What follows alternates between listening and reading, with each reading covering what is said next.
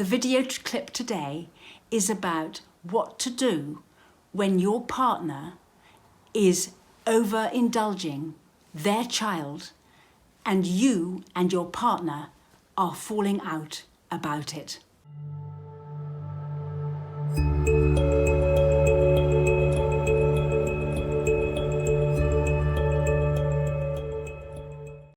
I post once a week, so do hit the subscribe button and the notification bell, and I'll let you know every time I post. Today, I'm going to be talking about what to do when your partner, the parent of your stepchildren, indulges their children when they come over. You feel second best, ostracised, and not even comfortable in your own home. The children, on the other hand, they often don't seem to be able to do anything wrong. Anything that they do get wrong, their parent seems to feel that's perfectly all right, and their behaviour deteriorates, and you can see how things could be improved, and when you suggest it, those suggestions are rejected. So in the end, a dynamic is set up whereby the child knows that they can ask their parent for things and get them, and will basically not even obey you, the step-parent. They'll disregard you. They'll openly disobey you and then get supported by their parent. This can set up a dynamic where the child doesn't even need to be pleasant to you. They can ignore you.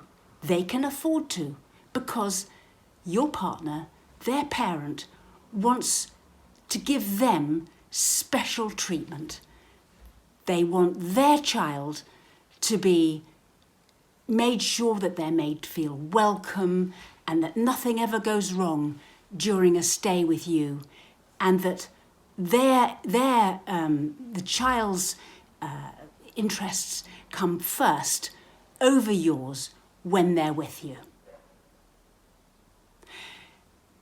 The mistake a step-parent can make in this situation is to find fault with what's going on and to say so. So you may say something to your partner about how things could be different, or make suggestions, and then you might make suggestions to the child which aren't taken up, and the situation gets worse because the parent sides with the child because they feel as though they need some kind of protection from you because you're criticising them, and the dynamic is set up of an us and them, which is like the step-parent against the parent and their child or children. The best advice for a step-parent in this situation is to get yourself out of this unhealthy dynamic if you see it happening. Don't become triangulated. Pull yourself away, organise your own life, arrange to go out when the child is over, or over that weekend, or if they're there permanently, arrange to have other interests and something that you can do for yourself which makes you feel good and okay. Know that to go back in and try and correct the situation by saying something is only going to make that dynamic much, much worse and pull you further and further apart from your partner. So separate out, and then don't rescue. So don't get in the way. If the stepchild is not behaving in some way or other, don't rescue them. Just leave it for your partner to deal with any problems, issues, discipline, arguments, behaviour from the child. This is difficult because sometimes it impacts on you. But to get in the way means that you become the focus of their criticism, if you like, and they are the focus of your criticism. So let the child and the parent deal with their own stuff. In step families, one of the best ways to deal with it is to think of yourself as two families in one, rather than try and be one family. You can look like one family from outside, but as a step family, that's almost easier done if you, once you're on the inside of the step family, look at it as though you are two families, not one. Some step families quite successfully live apart together, which is LAT, is a new acronym for it. Live apart together, which means that you're sort of, maybe the step family, the step parent lives nearby rather than with the family, and the two adults meet each other, etc., but they don't all live together. Or inside the same home, you are together with your partner, but you consider the families as separate. Because once the parent starts having trouble with the child and the child's behaviour, and you're out of the way, so you're not criticising, and your partner doesn't need to defend their child against you, then problems will occur between the parent and the child. It may take a while, and it may mean patience from you.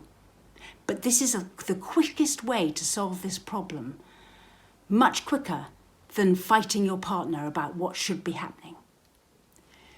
Let the partner struggle with managing the child. Once you've separated yourself from the child and the partner in terms of discipline and organising the issues with the child, it enables you to actually see the child in a more favourable light.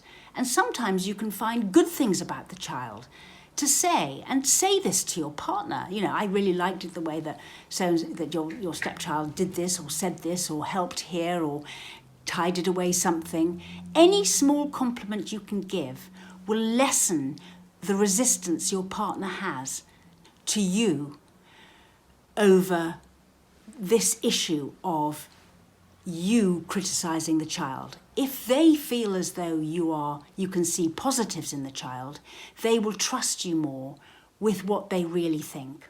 Then, when your partner says to you, you know what, I don't think I like so-and-so's behaviour when they did this, or that wasn't very good, was it? Then, and only then, can you come in and say, well, would you like me to suggest something, or would you like to talk about it, or shall we plan how we can do it differently next time? Then you're in. And then your partner can get you to co-parent with them the child. But it is only when the parent allows you in to co-parent do you have the power to co-parent. You cannot co-parent when the parent is against you. So you have to work on getting the parents support, and then you can go back in together, and your partner will support you when you say something to the stepchild, and you can support the parent when they say something to the stepchild. Decisions about what to do and plans should all take place in conversation outside of the child's hearing, so you and your partner can go in and solve the problem, can be seen to be working together to solve the problem, and then the child will fall into line. So the quickest way to solve this problem of the parent overindulging the stepchild is to step back. Don't rescue the parent from the problems they're creating. Praise the child where you can, and then wait for the parent to come to you and say things aren't right. And then you offer to come in and co-parent.